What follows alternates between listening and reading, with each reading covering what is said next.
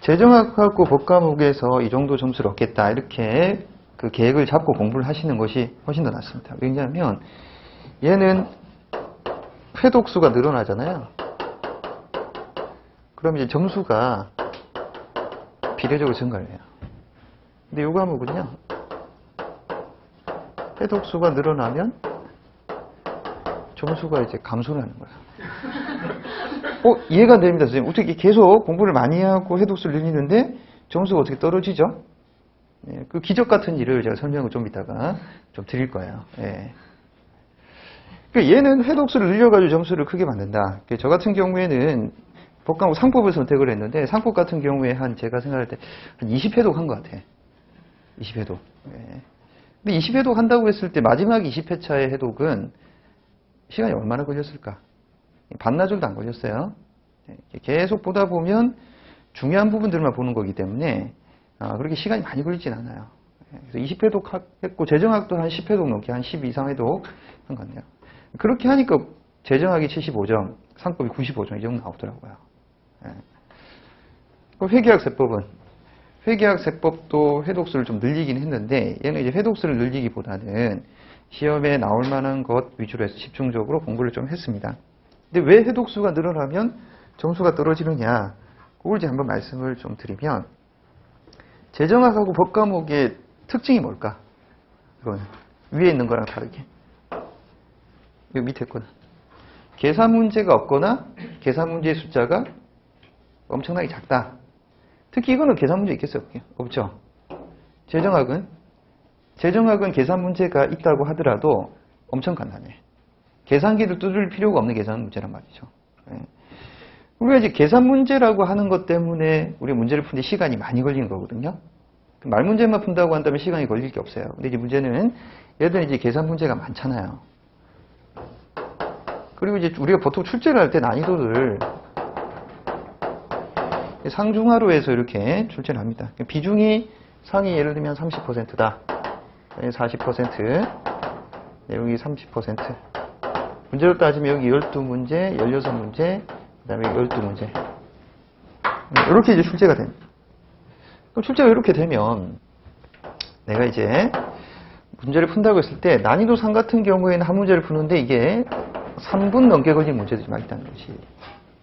얘는 이제 1분 조금 넘게 걸리는 문제, 얘는 40초에서 1분 만에 풀 수 있는 문제. 난이도가 상위 문제들 같은 경우에는 시간도 많이 걸릴 뿐더러 주로 어떤 토픽에 있는 문제들이 나올까? 저기 지금 우석택이나 아니면 기존에 내가 익숙하지 않았던 그런 토픽, 그런 문제들이 많이 나올 수가 있다는 거죠. 내가 만일에 점수를 70점을 목표로 한다. 그럼 어느 것도 잘 풀어야 돼요? 중하도 잘 풀어야 되지만 모두 잘 풀어야 됩니다. 상도 좀 풀 수 있어야 돼. 그럼 70점을 맞는다고. 근데 내가 이제 50점을 목표로 하는 순간 뭐를 안 봐도 돼요? 이걸 안 봐도 되잖아.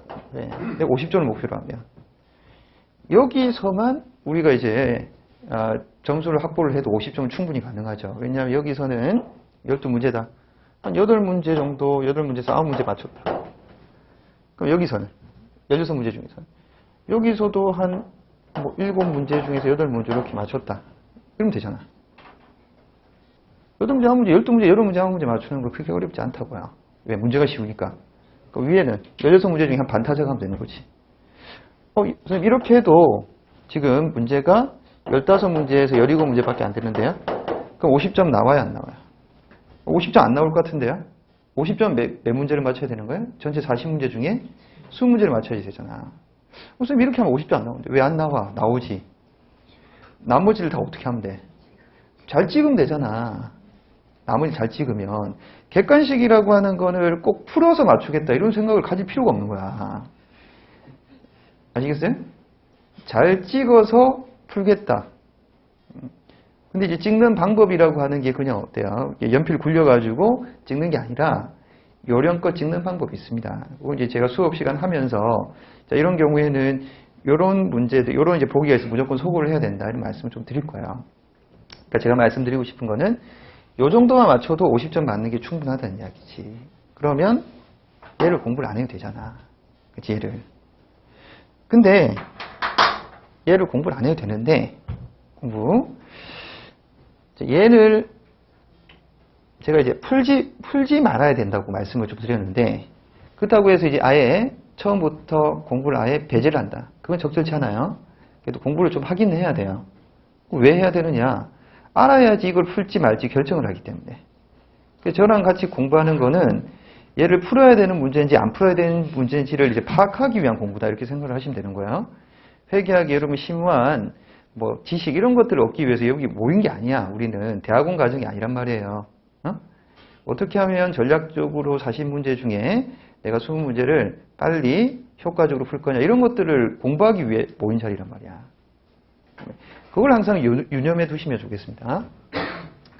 그래서 얘를 이제 공부를 하되 안 풀어야 되는데 어떤 경우가 자꾸만 발생을 하냐면 얘를 이제 풀려고 하는 친구들이 있어요. 어떤 친구들이 저 문제를 풀려고 할까요? 자신감 있는 친구들. 자신감이 넘치는 친구들. 난이도 별로 안 어려운 것 같아 풀어야지. 그러니까 이런 현상은 어떤 경우에 자주 나타나느냐? 회독수를 많이 늘려가지고 꼼꼼하게 다 봐.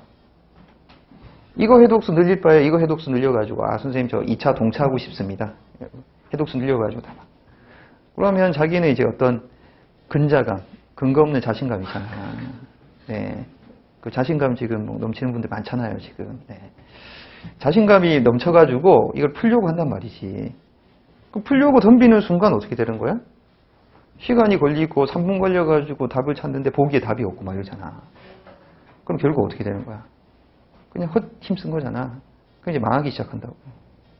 불안 초조해지고 땀이 나면서 이번 시험은 안 되겠구나. 네, 내년에 또 와야 되겠구나. 이런 생각이 막 든다고요.